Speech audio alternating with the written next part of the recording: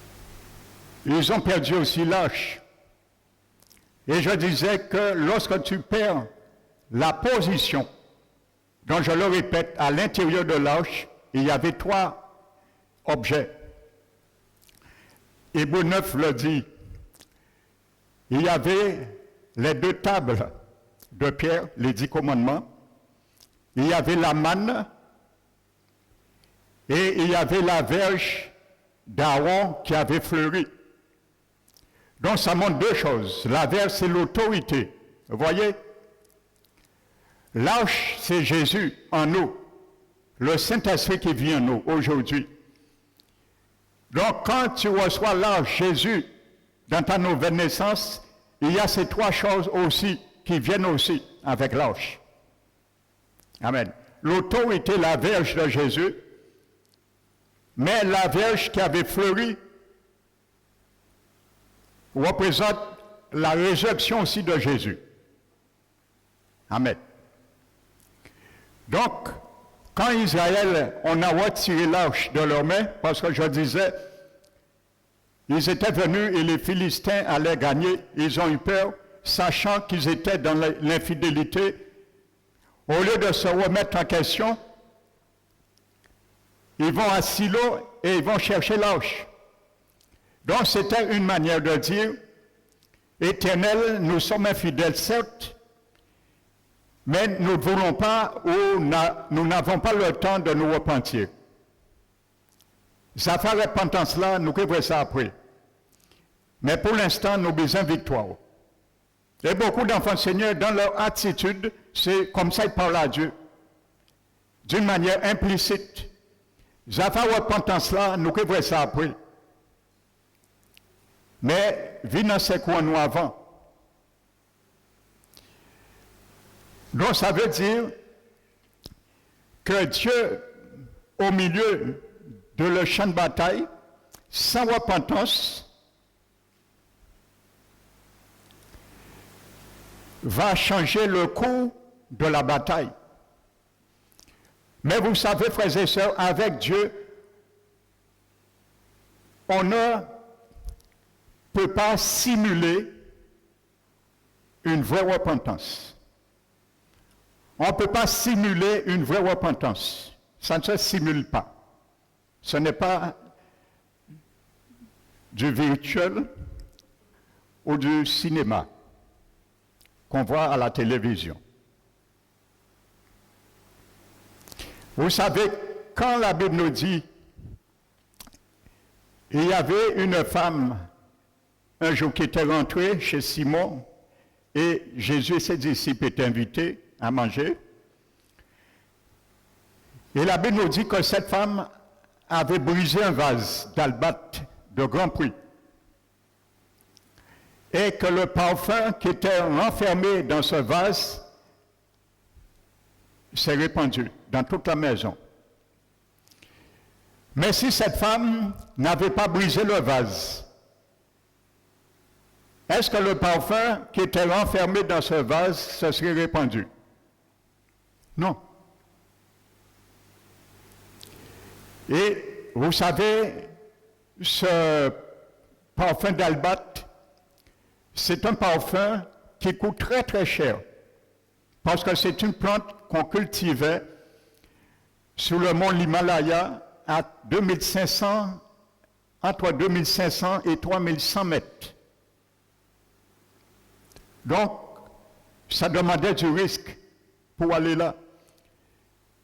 Et vous savez, le prix de ce parfum que cette femme a répandu équivalait le prix une année de travail. Et c'est pour cela que ce parfum est cultivé là-bas, ça coûte très cher. Donc ça coûte un prix pour répandre la connaissance de Jésus, pour exercer l'autorité de Jésus. Ça coûte un prix parfois aussi. Et quand la Bible dit que nous devons briser le vase, ça veut dire que Dieu démontre quelque chose, frères et sœurs. Nous ne pouvons pas simuler une vraie repentance. Dire que je me suis repenti Et pendant ce moment, ce n'est pas vrai.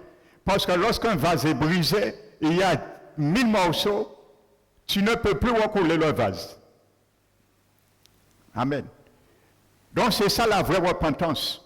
Il faut briser le vase afin que tu ne puisses plus aller racoler des petits morceaux que tu aimais et reprendre encore. Vous savez, Dieu nous montre, lorsque nous donnons notre vie au Seigneur, nous ne devons rien garder. Tout ce qui doit être en nous brisé pour que la verge d'autorité du Seigneur, le sceptre d'autorité, s'exerce à notre égard, nous devons le faire. Et ne pas renfermer quoi que ce soit qui nous bloquait. Parce qu'autrement, nous allons faire comme Moïse faisait dans Nombre 10, 33. Nous l'avons vu. Lorsque l'arche se levait pour précéder le peuple, la Bible nous dit, Moïse disait, Éternel, lève-toi et que tes ennemis s'enfuient et que ceux qui te haïssent prennent la fuite devant toi. Nous ne pourrons pas dire ça. Même si l'arche est en nous, Jésus est en nous. Mais nous ne pourrons pas nous lever par l'autorité du Seigneur. Rien ne se fera. Ils ont pris l'arche dans la main d'Israël. Amen. C'était pour montrer le niveau de l'insensibilité du cœur du peuple. Ils sont dans l'idolâtrie. Nous l'avons vu dans 1 Samuel 7. Ils adorent d'autres dieux. Ils sont infidèles à Dieu et ils veulent que le Seigneur vienne et combat en leur faveur. Amen. Or, voici une réaction que Dieu demande. Voici la réaction qu'il devait avoir. La Bible dit que l'arche est restée 7 mois dans la main des Philistins. 7 mois. Amen.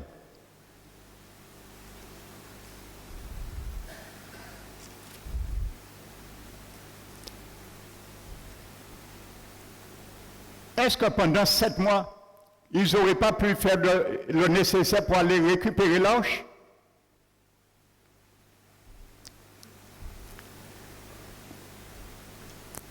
Ça s'appelle de l'insensibilité spirituelle dans nos vies parfois.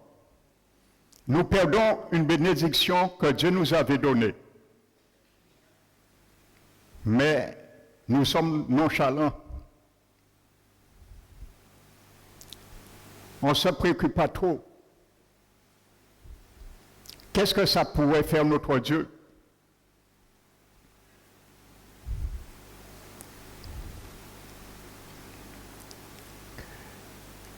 Amen. Ou on va essayer plutôt, au lieu de bien discerner ce que nous avions perdu, essayer d'aller récupérer quelque chose d'autre que nous n'avons pas perdu ou qui ne nous appartient pas. Le peuple devait bien discerner ce qu'ils ont perdu. Ils ont perdu plusieurs villes et Dieu les permettait de discerner les villes qu'ils ont perdues. Il y a certains parmi nous, nous avons perdu la communion avec notre Dieu. Je ne parle pas ici nécessairement. Hein? J'espère peut-être, par quoi qu'il reste, ça n'arrive pas. Interpelle-toi toi-même. Mais je parle en général. Parfois, nous avons perdu la communion avec Dieu. C'est une ville. Mais au lieu de discerner que nous avons perdu cette ville, je parle spirituellement, cette ville, cette communion avec Dieu, nous allons essayer de récupérer un mariage. que nous n'avons pas perdu, qui ne nous appartient pas. Ça veut dire nous allons essayer de mailler à tout prix. Mais bon Dieu, pour gentil nous, que nous parle. Amen. Ce que nous devons récupérer, nous retirons le regard dessus.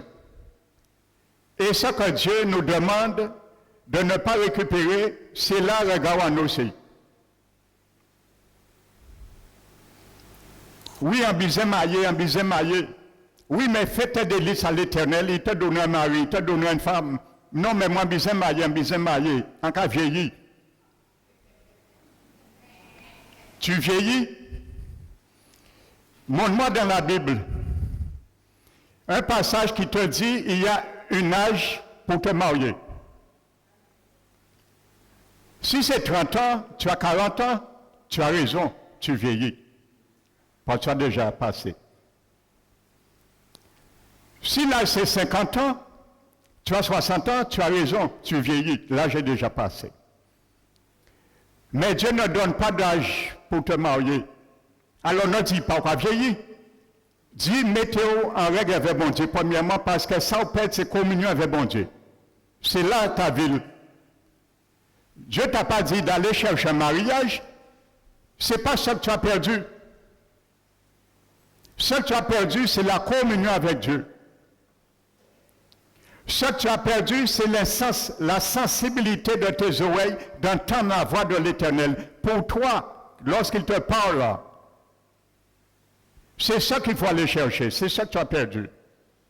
Premièrement. Amen. Pas exemple, pasteur Manuel dit, pas cher marié, hein, à pas ça dit.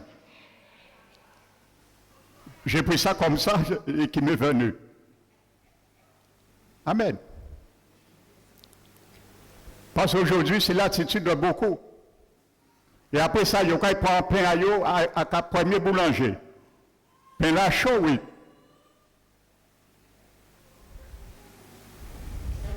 Mais chagrin là, après. Si tu avais récupéré avant la communion que tu as perdu, ta ville, c'est la communion, la première ville s'appelle la communion. Le Seigneur t'aurait dit, voici. Maintenant, lâche, ma présence revient maintenant. Ça, c'est lâche, premièrement. Le spirituel, tu as perdu. Tu l'as récupéré. Maintenant, le physique, le besoin vient après. Il y a un ordre. Vous savez, Israël a perdu. La première chose qu'ils ont perdue, c'est la fidélité avec Dieu. Deuxième chose, la présence de Dieu. Et la troisième chose, le matériel. Amen. Qu'est-ce que tu veux récupérer? Qu'est-ce que tu veux réparer en premier dans ta vie? La fidéliser ta relation avec Dieu premièrement? Ou chercher à tout prix à avoir, à vouloir ce que Dieu ne te demande pas de vouloir ou d'avoir. Amen. Quel est l'ordre prioritaire de ta vie ce matin? Chercher à récupérer l'âge qui s'en allait, la présence, l'autorité, la paix, la joie de Dieu dans nos vies, ou chercher à tout prix. Moi, c'est là que je veux aller, c'est comme ça que je vois les choses. Tant que je ne vais pas arriver dans cette optique, c'est ça qui m'intéresse. Et tu perds du temps. Tu perds 7 mois. Ainsi de suite. Mais voici l'attitude qu'il devait avoir. Jérémie 59.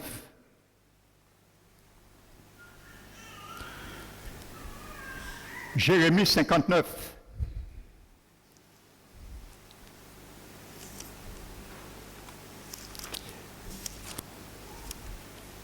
Voici l'attitude d'Israël devait avoir devant Dieu.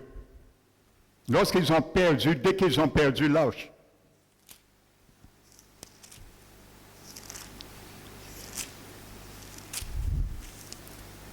La Bible dit, Isaïe dit, Éternel, nos transgressions sont nombreuses devant toi. Nos transgressions sont nombreuses devant toi. Et nos péchés témoignent contre nous.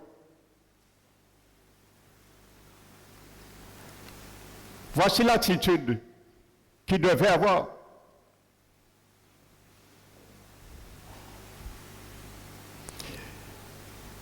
Nos transgressions sont avec nous et nous connaissons nos crimes. Amen. On ne reconnaît pas nos transgressions, nos crimes dans nos cœurs, dans nos paroles, dans nos actes parfois. Mais le Seigneur le reconnaisse. Dieu veut une reconnaissance. La transparence de nos cœurs. Amen. Il dit, nous sommes rendus coupables et infidèles envers l'Éternel.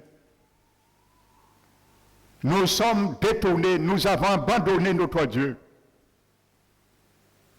Voici, c'est pour ça que l'arche est parti.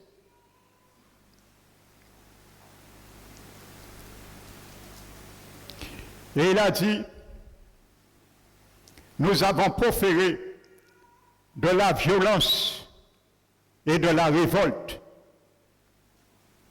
envers notre Dieu, conçu et médité dans le cœur des paroles de mensonge.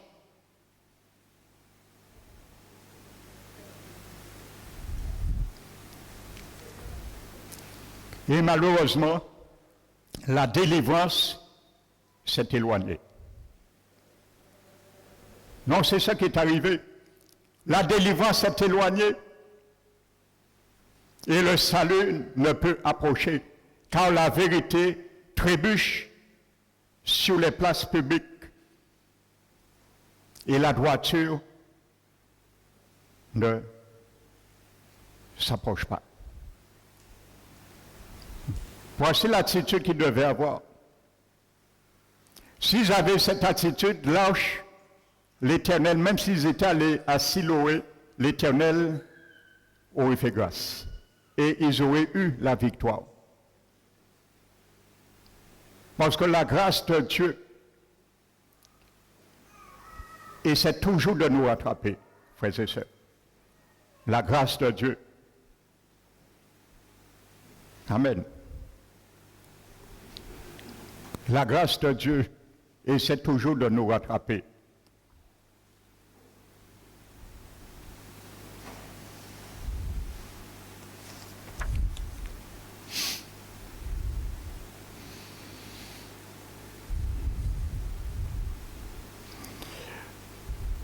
Donc Dieu nous montre, frères et sœurs, revenons à Samuel, que nous devons toujours développer la sensibilité de voir qu'il y a quelque chose qui ne va pas. Ils sont restés 7 mois. L'arche est partie dans leurs mains. Aujourd'hui, parfois, nous voyons les bénédictions ne rentrent plus chez nous comme avant. Nous restons insensibles. C'est des manières opportunes de développer la sensibilité des choses. Est-ce que j'ai perdu l'arche? Est-ce que j'ai perdu la faveur de Dieu? Où est l'arche dans ma vie? Est-ce que l'arche est toujours en moi? L'autorité qui est dans l'arche est toujours en moi? Ou est-ce qu'il est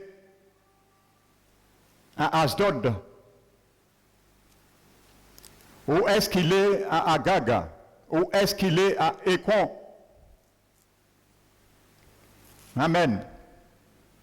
c'est des moments opportuns pour développer la sensibilité des choses qui devaient nous interpeller. Alléluia. Il y a un problème. Mais où est le problème, Seigneur? Où est ce problème?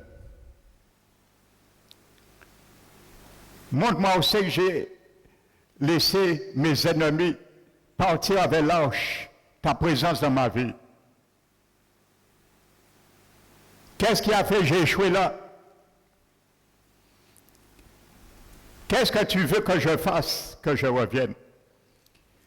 Vous savez, frères et sœurs, quand les ténèbres commencent à empiéter, les ténèbres ont commencé à empiéter sur leur vie. Vous savez, Israël, Dieu ne s'est pas retiré d'Israël parce qu'ils ont pris l'arche dans la main d'Israël. Hein. Ils ont pris l'arche dans la main d'Israël, c'est parce que Dieu s'était déjà retiré d'Israël. Ce n'est pas parce qu'on a pris l'arche que Dieu s'est retiré d'Israël, c'est parce que Dieu s'était déjà retiré qu'on a pris l'arche. Ça veut dire aussi Dieu a fermé le robinet, la porte, mon frère, ma soeur, même si tu as sa présence. Et c'est un fait parce que le Seigneur ne va pas sortir dans nos vies par nos désobéissances incites. Il va insister. Il va attendre. Parce que vous allez voir, le Seigneur, frères et sœurs, c'est celui qui mise sur toi et sur moi. Il sait le prix que ça a fallu pour te sauver et pour me sauver. Le Seigneur fera tout en œuvre pour te rattraper. Et gloire à Jésus à cause de sa fidélité, de son alliance. Il fera tout en œuvre. Parce qu'il veut, c'est profit du fruit qu'il veut voir un jour. Alléluia. Le Seigneur est celui qui n'oblige pas, qui ne viole pas la volonté, mais qui insiste.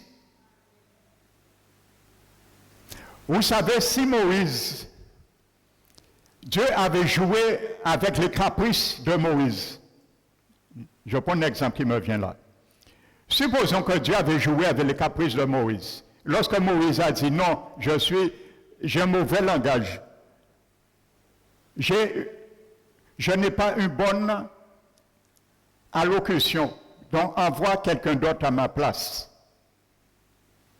Si Dieu avait dit bon, eh bien, il ne veut pas, ça n'a pas fait rien. Si Dieu n'avait pas insisté pour booster Moïse, regardez ce que Moïse aurait perdu dans sa vie.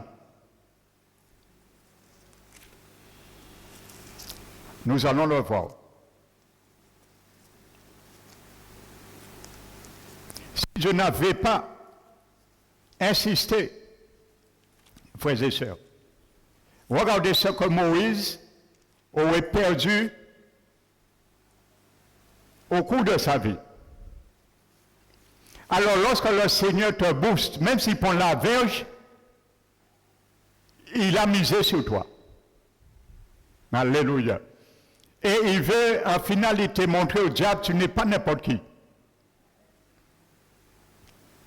Tu as tes faiblesses, mais il veut te relever. Amen.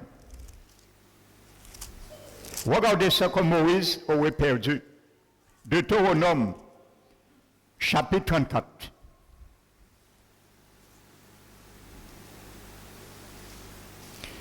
Regardez ce que dit le verset 10. Il n'a plus paru en Israël, Moïse est mort, hein? Condoléances qu'on lui fait après sa mort. Il n'a plus paru en Israël de prophète semblable à Moïse. Il aurait perdu cela, cette réputation. Que l'Éternel connaissait face à face.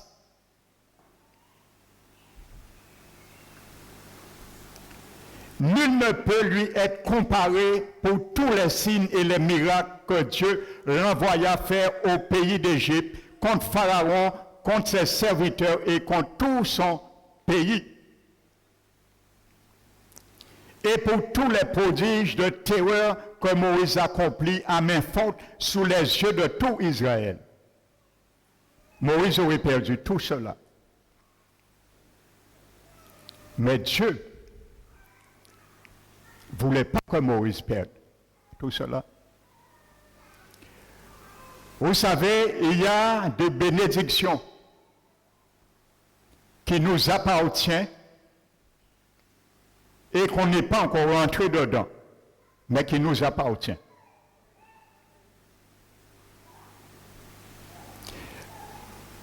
Je vous pose une question. Je viens sur une comparaison avec vous. Lorsque Jésus a frappé l'apôtre Paul sur la route de Damas d'aveuglement, avant Paul soit frappé d'aveuglement, est-ce que Paul voyait? Oui, ce n'est pas une question piège. Est-ce que Paul voyait? Il voyait. Donc la Bible dit, il est resté 3 jours sans voir, mais il voyait avant. Donc la vue lui appartenait. Il avait cela. Ça lui appartenait dans le passé. Mais il a perdu. Et la Bible nous dit que Paul a recouvré, pas à retrouver, mais à recouvrer la vue. Vous savez ce mot, cette expression grecque, recouvrer veut dire retrouver quelque chose qu'on avait déjà. Et c'est le cas de Paul. Il avait la vue, il a perdu, il a retrouvé. Ça s'appelle le recouvrement. Dans le grec, l'expression qui est traduite par recouvrer, c'est ça. C'est reprendre, retrouver quelque chose qu'on avait avant ou déjà. Donc Paul avait la vue. Il avait perdu. Mais qu'est-ce qui a fait que Paul a retrouvé, récupéré sa vue?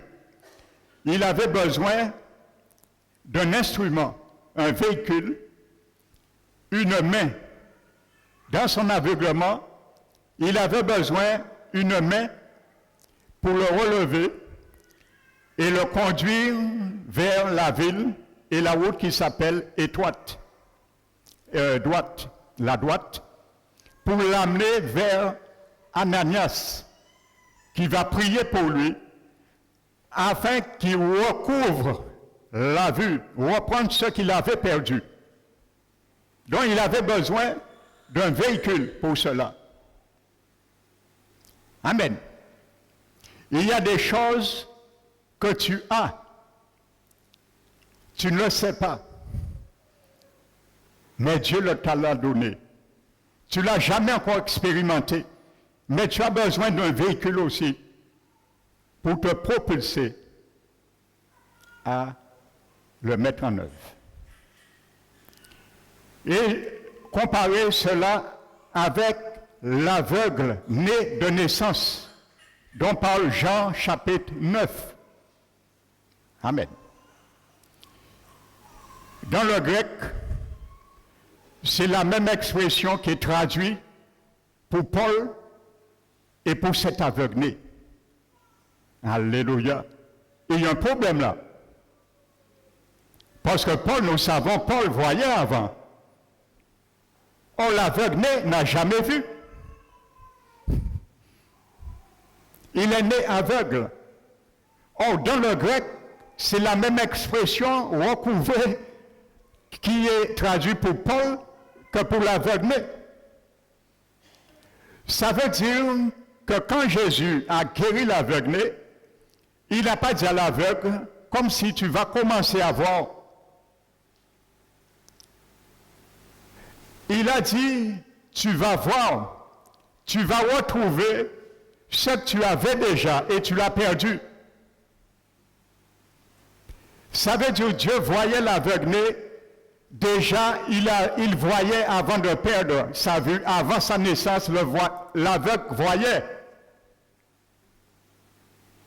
C'est la même expression pour l'apôtre Paul. Recouvrer la vue. Ça veut dire que l'aveugle voyait avant même d'être aveugle aussi. Amen. Alléluia. Vous savez, le Seigneur dit des choses qui dépassent l'entendement, la raison de l'homme, mais ce sont quand même des réalités. Il y a des choses qui t'appartiennent. Il y a des choses qui m'appartiennent. Je ne sais pas. Mais c'est en moi. Je ne sais pas. Mais Dieu a besoin d'un véhicule humain pour nous conduire à la réalisation de ce que nous n'avions jamais vu en nous, mais qui est là. Afin de le recouvrir. Ce qui t'appartient déjà. Tu as perdu, mais qui doit te revenir. Amen.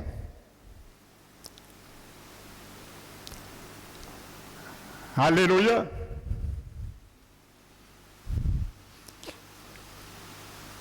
Vous savez, le frère Manico, je prends l'exemple là qui me vient. Le frère Manico, il était collègue de travail avec moi. Dans l'entreprise, on travaillait ensemble. Il était ouvrier. Donc le frère était ouvrier. C'était la réalité.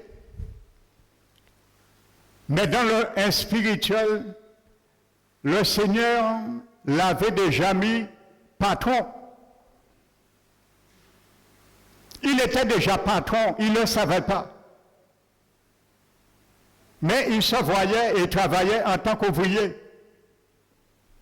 Et le jour, par l'étincelle, la clarté du Saint-Esprit a jailli un jour dans ses pensées et l'a ramené à réaliser son entreprise. Il a recouvré ce qu'il avait déjà. Ce qui était en lui déjà. Mais Dieu le voyait déjà comme patron. Alléluia. Et ça s'est réalisé. Il y a beaucoup de célibataires. Tu te vois célibataire, mais pour Dieu, tu te vois marié. Amen. Alléluia. Il y a des choses qui sont en nous, qui nous appartiennent, mais qu'on n'a pas encore développées. Amen. Il y a des merveilles qui nous appartiennent, frères et sœurs. Alléluia. Jérémie était prophète depuis le sein de sa mère. Et le jour qu'il est venu pour prophétiser la première fois, l'Éternel ne lui a pas dit, essaie de prophétiser. Parce que pour Dieu, il prophétisait déjà. Avant de naître, il prophétisait déjà. Donc ça veut dire Jérémie n'a fait que ce qu'il faisait déjà dans le spirituel. Il s'est mis à prophétiser. Il n'a pas appris à prophétiser. Il s'est mis à prophétiser parce que c'est ainsi que l'Éternel le voyait. Alléluia. Amen. Donc, que le nom du Seigneur soit glorifié. Tu as des potentiels en toi. Alléluia. Dis Seigneur, quel est le potentiel qui est en moi, qui est caché? Je ne sais pas. Il y avait l'aveugle.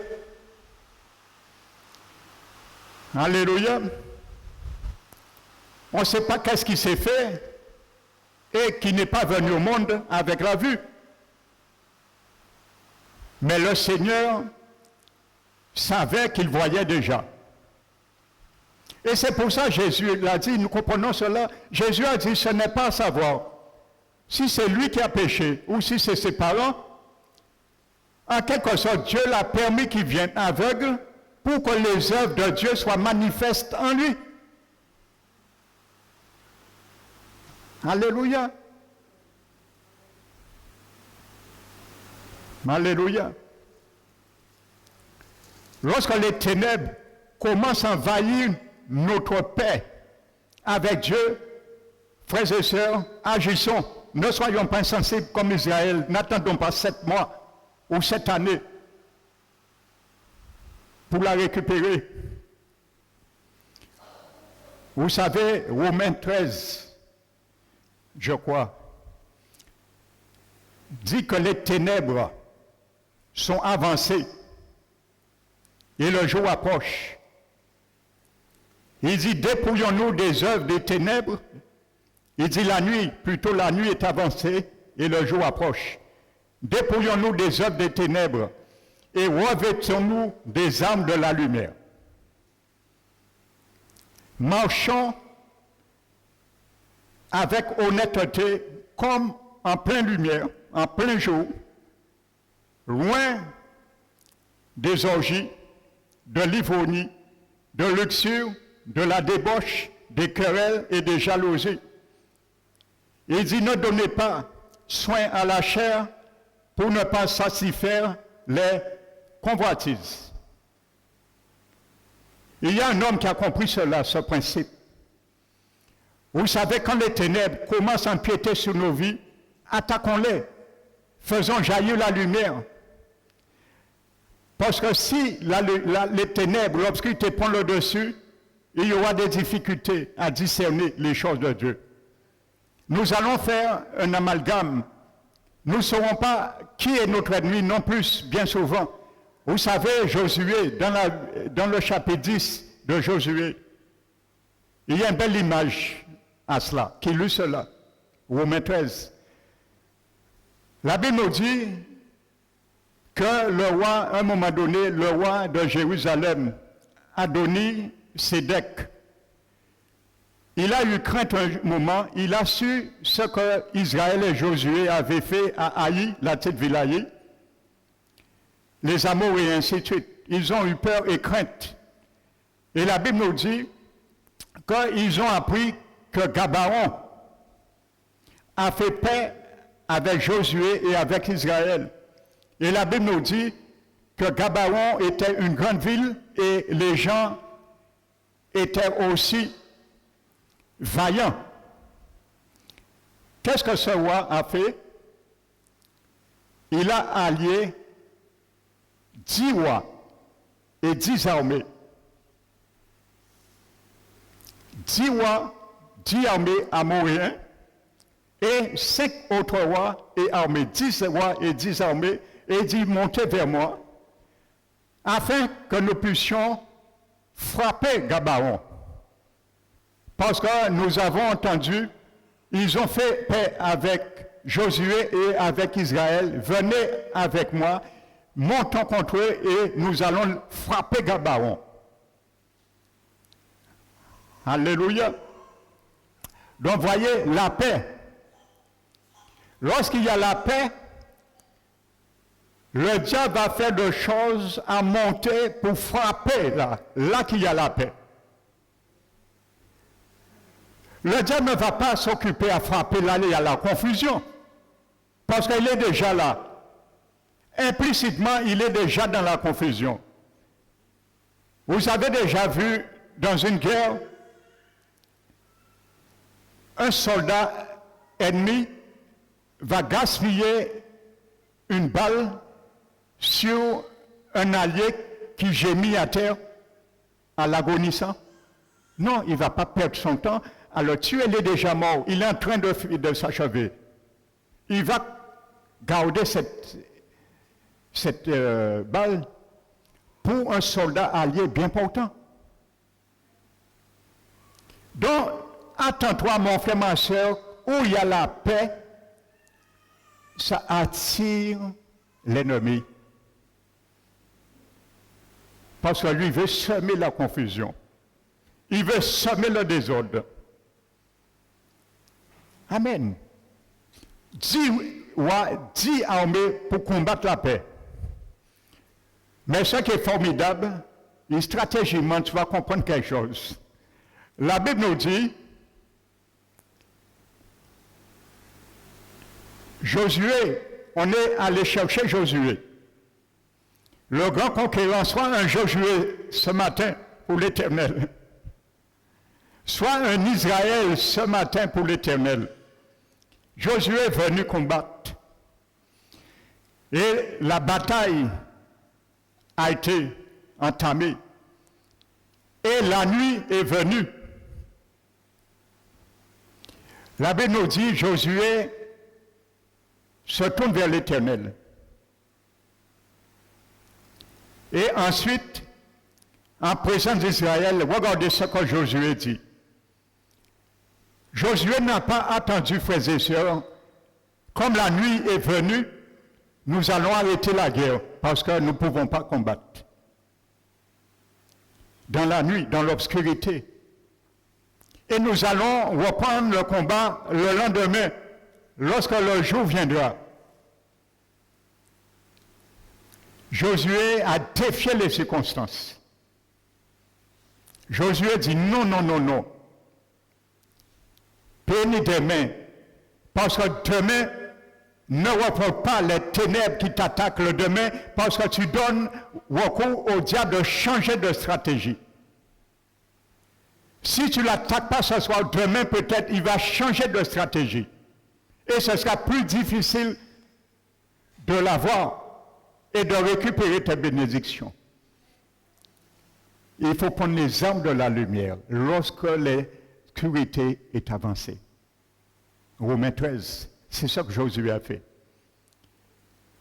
Josué a dit, je vais utiliser les armes de la lumière. Alléluia. Et il a dit, soleil, bénis la nuit. C'est conquête en vrai jour-là. En vraie victoire au soir-là. Pas mon père, moi. Satan, tu ne vas pas retirer ma paix ce soir. Au nom de Jésus, soleil, arrête-toi, Gabaon. Alléluia. Parce que c'est là ma paix est, et c'est là que je veux jaillir la lumière, parce que les ténèbres sont là. Et je veux combattre les ténèbres. Et je veux remporter sur les ténèbres. Soleil, arrête-toi à Gabaon. Et toi, lune, sur la vallée d'Ajalon. Alléluia. L'Éternel a mis le soleil. Amen. Pour le jour. Il a mis la lune pour le soir. Josué a parlé au soleil. Il voulait le soleil. La lumière du soleil. Il voulait la lumière de la lune. Amen. Et la Bible nous dit que le soleil s'arrêta au milieu du ciel. Et la lune n'achèvera point sa course pendant une journée jusqu'à ce qu'ils ont vaincu leur ennemi. Alléluia. Il n'a pas entendu demain. Alléluia. Revêtez-vous des armes de la lumière.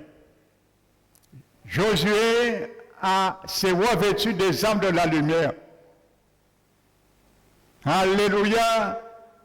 La parole de Dieu nous dit, je crois le psaume 19, l'Éternel a dressé une tente pour le soleil. Et le soleil, comme un époux, sort dans sa chambre et s'élance dans sa carrière avec la joie d'un héros. Il part d'une extrémité et il achève sa course d'une autre extrémité. Nul ne se dérobe à sa chaleur. Josué a arrêté sa course. Et il a dit non, tu t'arrêtes aujourd'hui au milieu du ciel. Et quand nous allons combattre, nous allons eu la victoire. À ce moment, tu vas reprendre ton rôle et ta fonction. Quand tu veux rattraper la bénédiction, l'Éternel sera toujours ton conseiller. Josué a parlé à l'Éternel. Et je crois que c'est l'Éternel qui lui a donné cette stratégie. Et là, Dieu dit au Seigneur, la nuit est avancée, c'est dangereux pour moi, c'est dangereux pour le peuple. Qu'est-ce qu'on fait? On reporte ça demain? Peut-être demain qu'il y ait 10 rois, 10 armées, qu'il y ait 20 rois, qu'il y ait 20 armées, ce qui est plus raide pour nous. L'Éternel a dit, je vais agencer ça. Parle au soleil, parle à la lune. Ne laisse pas les ténèbres envahir la lumière. Et il a parlé en présence de tout le peuple. Alléluia! Soleil, lève-toi sur Gabaon. Alléluia!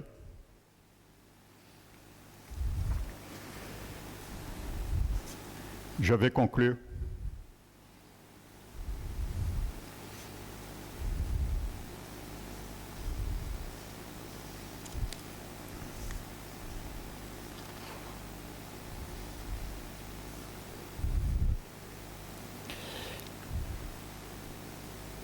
La Bible nous dit,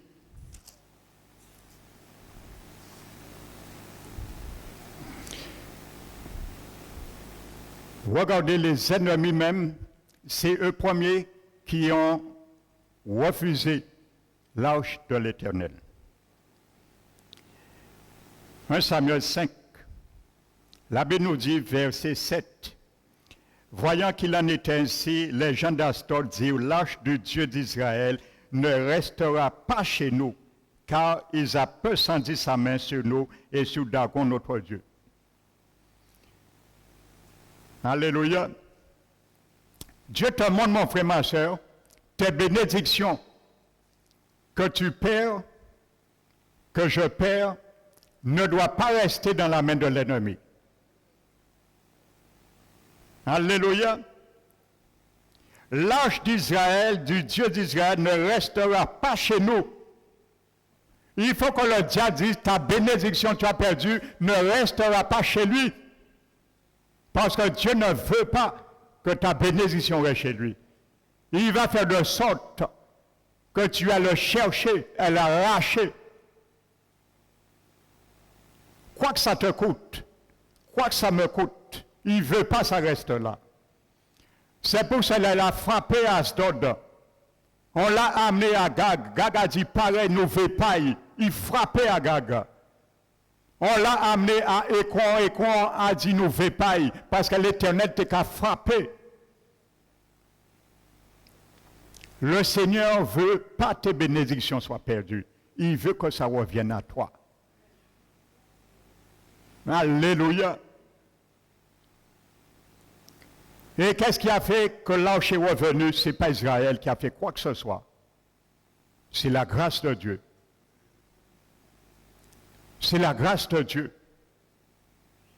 Mais la grâce de Dieu t'invite. Dieu fait sa part premièrement. Et il te dit, fais le reste. Grâce de Dieu, source de salut pour tous les hommes, a été manifestée en Jésus.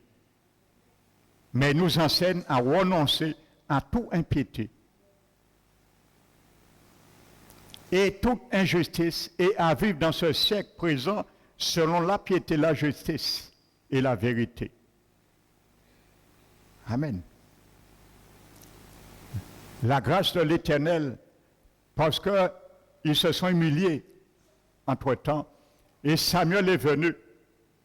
Et regardez ce que Samuel dit. Amen. Le chapitre 7, 1 Samuel 7. Voici l'attitude. Imaginez-vous, il y a 20 années qui se sont passées. Israël a perdu l'arche. 20 années se sont passées.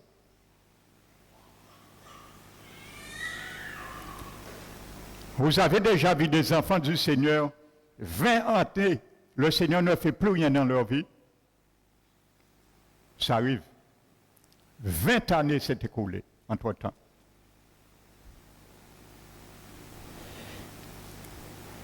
Mais Samuel vient maintenant interpeller leur conscience. Verset 3, 1 Samuel 7. Samuel dit à toute la maison d'Israël, si c'est de tout votre cœur que vous revenez à l'Éternel, ôtez du milieu de vous les dieux étrangers, les Astartés.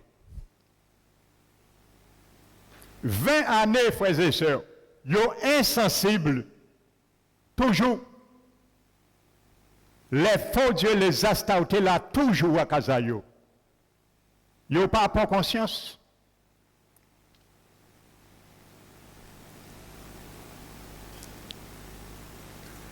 Ne perdons pas, il y a un verset qui me vient. Regardez ce que Dieu dit. Le Seigneur a de l'humour pour nous gifler. Regardez ce que Dieu dit par la bouche du prophète Jérémie, chapitre 25. Jérémie 25. Je crois que c'est 25.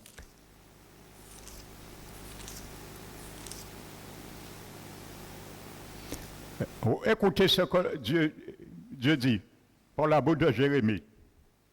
Verset 9. J'enverrai chercher tous les peuples du septentrion, dit l'Éternel, et j'enverrai auprès de Nebuchadnezzar, roi de Babylone, mon serviteur.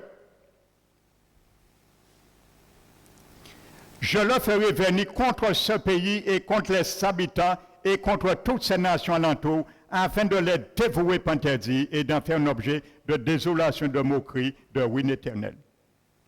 L'Éternel, Nebuchadnezzar, un homme qui a pris les ustensiles de Dieu, les choses sacrées, il les a déportés.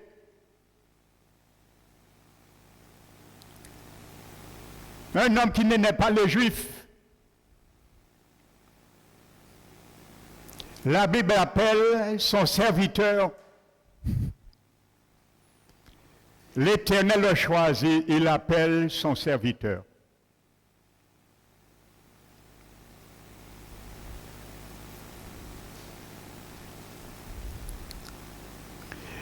Ton ennemi parfois peut devenir soit ton serviteur ou ton ennemi. Ça dépendra comment tu gères la situation. Soit il deviendra une opportunité pour toi ou une occasion d'échec dans la situation, à la manière tu vas considérer et réagir. Amen. Donc revenons à 1 Samuel. Dirigez vos cœurs vers l'Éternel et servez-le lui seul, et il vous délivrera de la main des Philistins. Et les enfants d'Israël ôtèrent du milieu d'eux les Baals et les Astartés, et ils servirent l'Éternel seul. Je vous disais dimanche dernier, lorsqu'il y a infidélité, lorsqu'il y a désobéissance, c'est parce qu'il y a compétition. Il y avait compétition. Il fallait un arbitre pour arrêter ce match. L'arbitre, c'était Samuel. Il n'y a pas Astarté, Dieu de Baal et l'Éternel. Bon Dieu pas dans match là, ça. Il a mis un arbitre, Samuel. Alléluia. Retirez les dieux, les faux dieux, les Astartés, et choisissez, servez l'Éternel seul. Il n'y a pas de compétition.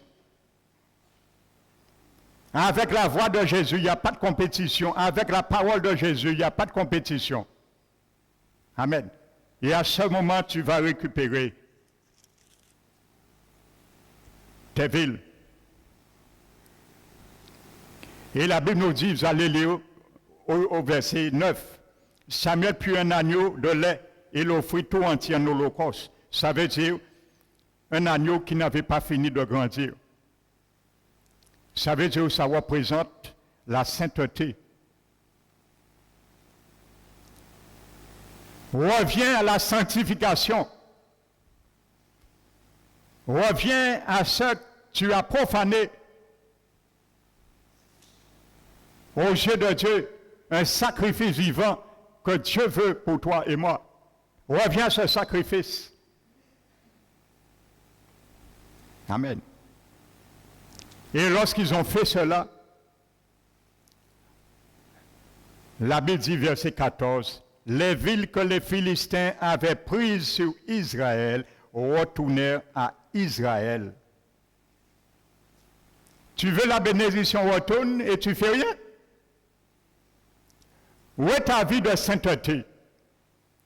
Où est le jeune agneau que tu présentes en holocauste? Tu n'as pas besoin, Jésus est déjà présenté pour toi. Il te demande la sanctification seulement, sans laquelle nul ne verra le Seigneur. Mais tu n'as pas besoin d'un agneau, Jésus, l'agneau immolé déjà. Reviens avec lui, reviens sur la grâce. Et la Bible dit maintenant, les villes que les Philistins avaient prises sur Israël retournaient à Israël, depuis Écron jusqu'à Gath, avaient leur territoire.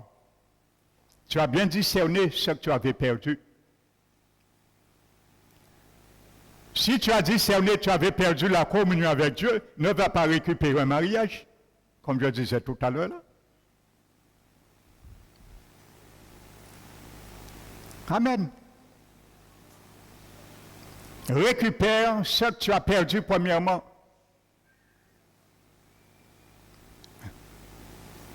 Israël les arracha de la main des Philistins.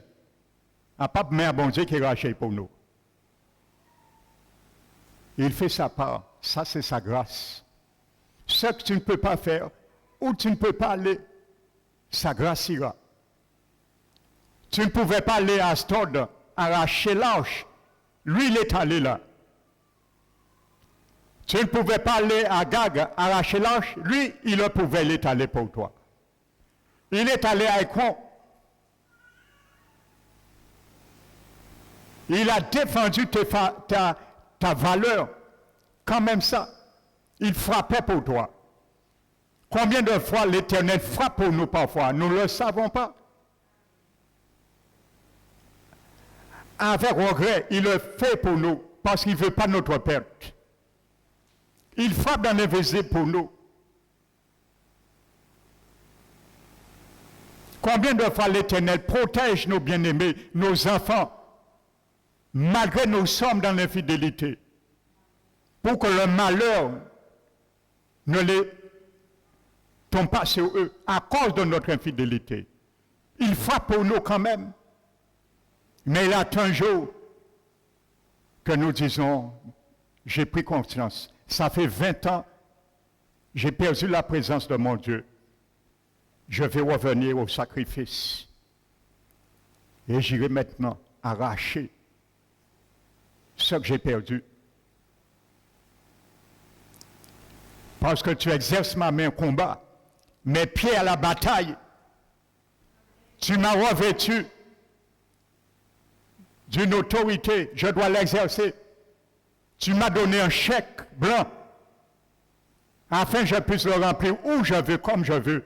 Ce chèque, c'est le nom de Jésus. Quand tu as l'autorité, mandat par quelqu'un de remplir un chèque et d'aller le toucher, le mandat te donne l'autorité d'exercer le pouvoir. Même si ta tête ne plaît pas au caissier ou à la caissière, il est obligé de l'encaisser, te le donner. Même si tête n'a pas plaît. Et je sais, ta tête ne va jamais plaire au diable.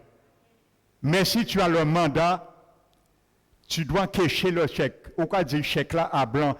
Chèque là c'est Jésus. Alors en véjode là, ça ou te prend qu'à écrire les bancs, même si ça n'a pas plaire. ou des vraies têtes en moins, mais capituler au nom de Jésus. Amen.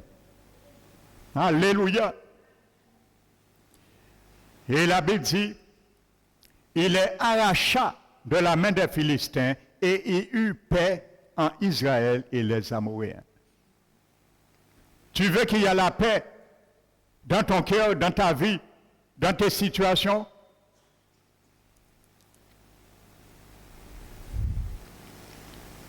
Revêt-toi des armes de la lumière. La paix, c'est à Gabaon.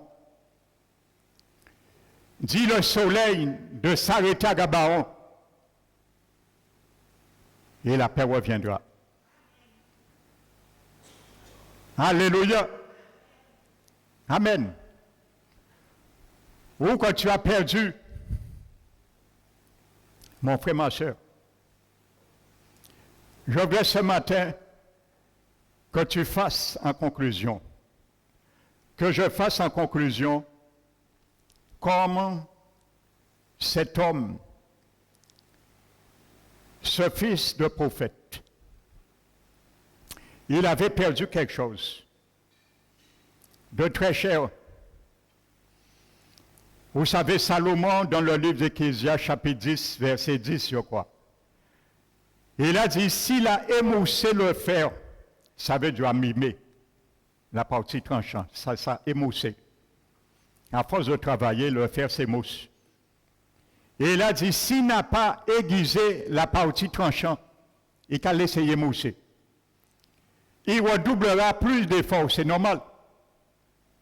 Imaginez-vous, j'ai un arbre à rabattre, j'ai une hache, il est moussé, tranchant là, j'avais une plat, et en cas coupé, en cas pontant, en cas fait mal inutilement, en cas transféré inutile, des heures de travail inutiles. Et là, dit, si il n'a pas aiguisé la partie tranchant, il redoublera plus d'efforts. Mais là, dit, la sagesse a l'avantage du succès.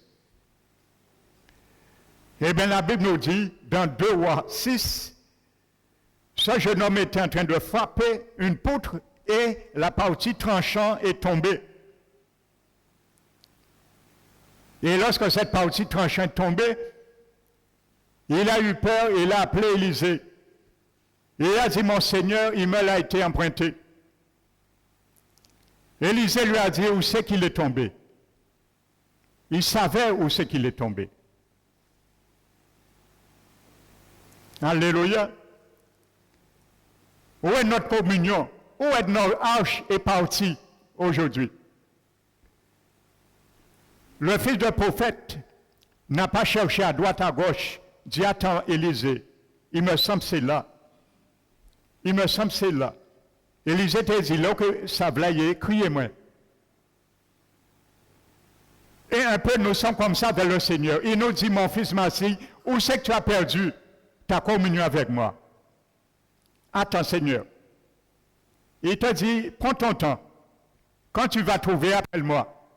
Je vais gérer ça avec toi pour te faire le récupérer. Il savait où il a perdu. Il a dit à Élisée, voici là. Et Élisée lui dit, Élisée prend un bout de bois et il envoie dans le même lieu et le fer surnage, il fait surface. Et qu'est-ce qu'Élisée lui dit? Arrache-le toi-même avec ta main. C'est toi qui l'as perdu. Le lieu tu l'as perdu, tu l'as reconnu, reprends-le toi-même et continue ton travail. Amen. Où tu t'es arrêté, reconnais, tu sais et tu dois savoir où tu t'es arrêté. Il savait où il a perdu. Il n'a pas triché. Il n'a pas fait semblant de ne pas le perdre. Il a été sincère et honnête. Il a perdu. Quand tu l'as perdu, dis tu l'as perdu. Dis Seigneur, je l'ai perdu. Je ne sais pas pendant combien de temps, mais je l'ai perdu. Reconnais-le. Reconnais devant l'Éternel toutes tes voies. Et il agira. pour toi. Reconnais-le dans toutes tes voies où tu as été ton propre berger. À un moment donné, reconnais-le dans toutes tes voies, que toutes les voies n'ont pas été nécessairement la voie de Jésus que tu devrais suivre, mais tu as suivi tes propres voies. Reconnais-le dans toutes tes voies. Amen. Et il agira. Reconnais, tu as perdu le fer tranchant là. Tu as perdu quelque chose là. Tu as perdu une communion. Tu as perdu la paix. Tu as perdu la joie. Reconnais-le là. Et il te dit, prends-le maintenant. Je te le redonne. Ma grâce le fait revenir à toi, mais ce n'est pas moi qui le prendrai pour toi. Ce n'est pas moi qui l'ai perdu pour toi. Alors reprends-le toi-même. Amen. Donc c'est toi. Ce n'est pas Éternel qui a arraché les villes et les territoires dans la main des Philistins, c'est eux-mêmes qui l'ont arraché. Mais il y a beaucoup qui perdent et veulent que c'est Dieu qui arrache pour eux. C'est trop belle. Nous j'appelle l'Éternel qui a abandonné et nous disons, mais non, l'Éternel a arraché moi aussi. Le Seigneur te dit, non mon fils, non ma fille, je l'ai retourné pour toi, fais l'action et l'effort, combat et arrache-le maintenant. C'est toi qui l'as perdu. Amen. Nous allons nous mettre debout, frères et sœurs.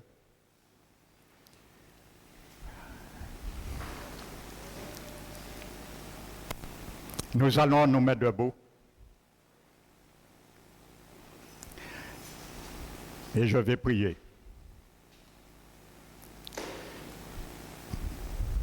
Père très saint, merci mon Dieu pour l'exhortation de ta parole. Nous sommes reconnaissants et nous sommes tous conscients, Seigneur, que chacun de nous, d'une manière ou d'une autre,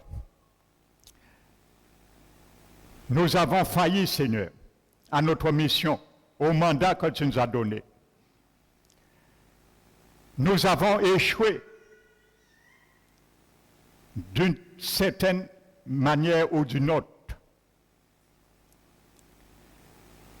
Mais tu veux, Seigneur, et tu nous dis que tout n'est pas fini. Tu veux encore nous approvisionner à cause de l'excellence de ta grâce, à cause de ta fidélité, de ton alliance, Seigneur, pour nous. Alors ce matin, Seigneur, nous te disons, nous voici. Nous voulons chacun de nous reconnaître que nous avons été parfois notre propre berger, car nous voulons faire ce que nous voulions. Nous avons pensé, Seigneur, que sans combattre, sans aucune repentance, que nous allons avoir nécessairement toujours la victoire, toujours le succès. Par toi, Seigneur. Mais tu nous montres, Seigneur, que c'est de l'illusion. Tu veux bien que nous soyons fortifiés toujours par celui qui nous fortifie. Et tu nous as promis d'avoir toujours le triomphe.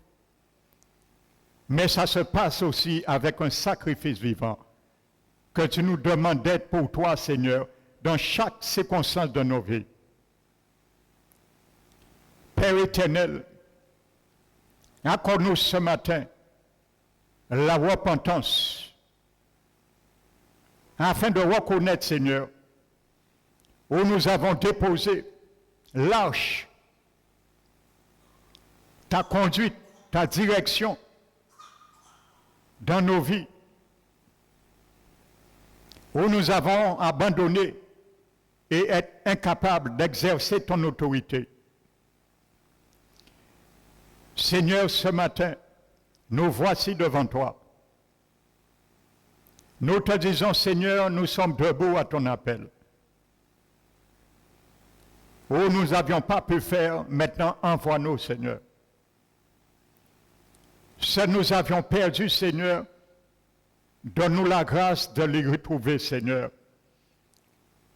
mais forme notre main, exerce nos mains à la bataille, nos pieds au combat, l'exercice, afin, Seigneur, lorsque les ténèbres sont avancées dans nos vies, que nous ne puissions point rester insensibles, mais attaquer au front comme Josué l'a fait, défier les circonstances, les événements, et aller au-delà, Seigneur, de nos capacités humaines, car tu as dit, par celui, la puissance qui agit en nous, tu peux faire infiniment au-delà de ce que nous pensons et ce que nous te demandons.